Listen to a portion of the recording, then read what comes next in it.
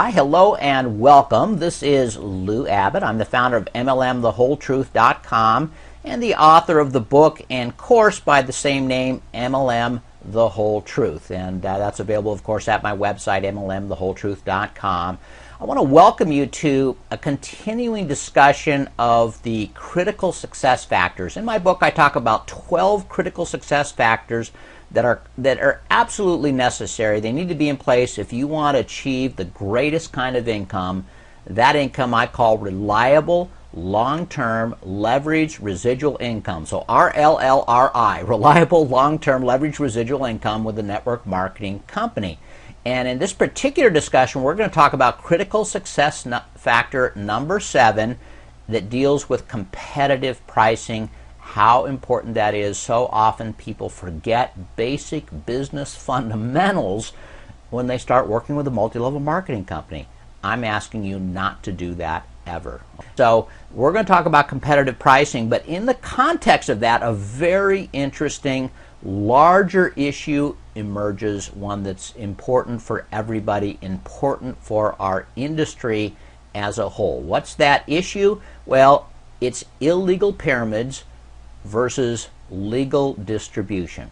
Illegal pyramids versus legal distribution. I want to spend some time on this because there's a lot of misconceptions. There's even business authors out there that think that all network marketing companies are somehow illegal pyramids, or they don't know the difference and can't tell the difference. There's some anti-MLM zealots that write and think that they're experts and they don't know the difference. I want to help clarify for you in your mind in a very simple way with some graphics what's the difference. First of all, I want to show you 2 pyramids, and this will help you clear up this issue. Here's pyramid number 1, all right, and it's got a pyramid originator. It's got some levels in here to it and more levels to it. Here's another pyramid. This is a picture of a typical manufacturing legal distribution method of products. A manufacturer manufactures the products. They sell them out to wholesalers. They pass them on to regional distributors or jobbers. There are retailers out there that put it on. And then, of course, there are customers who buy that product. Now, notice there's nothing wrong with the pyramid shape in and of itself. Most governments are structured in a pyramidal shape. It's a very strong shape in architecture. Nothing wrong with pyramids. They're remarkable entities, right? But there are illegal pyramids, and you certainly don't want to participate in one of those, and you ought to know the difference if you're going to be in network marketing, because many people do not. So let me show you a big difference. In both these cases, you have dollars that flow from the lower levels up to the higher levels. It happens in legal distribution methods, right? It happens in illegal pyramids. Money flows. That's not a problem. What is a problem, though, and a distinguishing factor, is that value in a legal distribution function, value always flows back to the customers.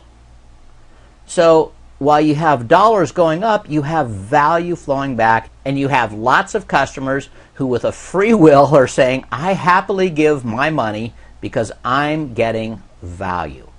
That's the case. Not so in an illegal pyramid. There's no value flowing back to these people up over here. Instead, what you might have down here are dupes. And rightly so, the law tries to eliminate people from being dupes and protects people. But often that's an imperfect system, okay? So that's the difference between illegal pyramid and legal distribution. I used to think, well, heck, if there's products, it must be legal. If there's no products, it's not. Well, you're going to see it's not that cut and dried. There's some real gray areas here. But in the case of a legal distribution or a legal network marketing company, there must be customers. So the first thing you can do if you're looking at a business venture that someone says is a multi-level marketing venture, or they deny it, in either case, the question is, are there some customers?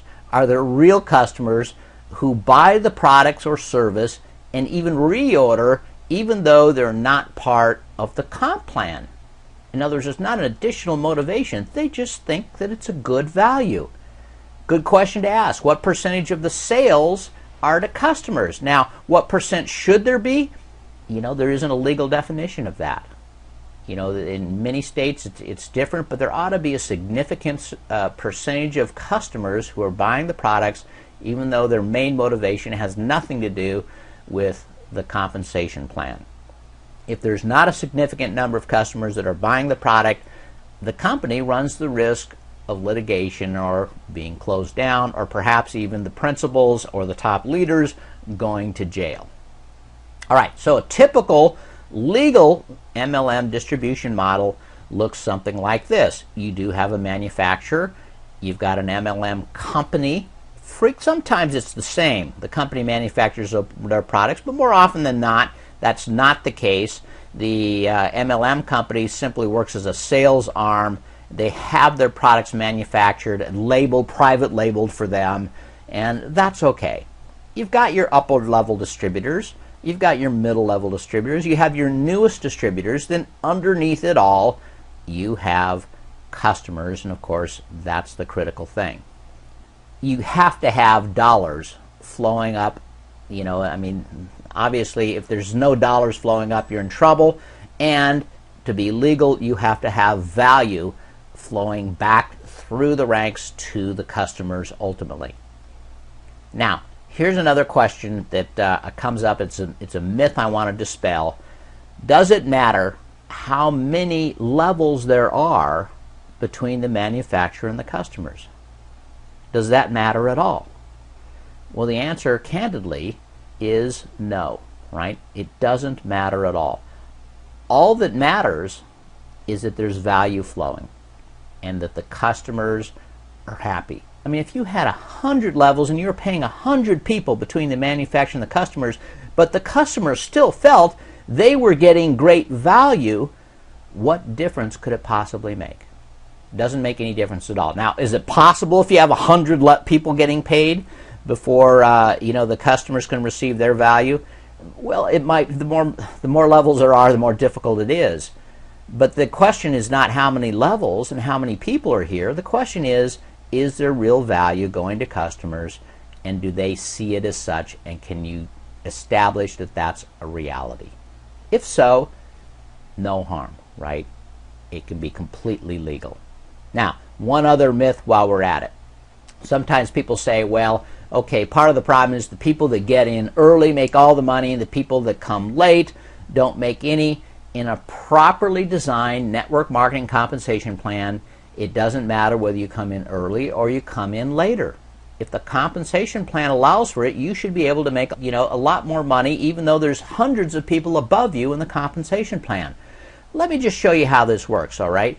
Let's say this is you up here. You're the very first person in a network marketing company, and you sponsor, this is you, and you sponsor 3 people.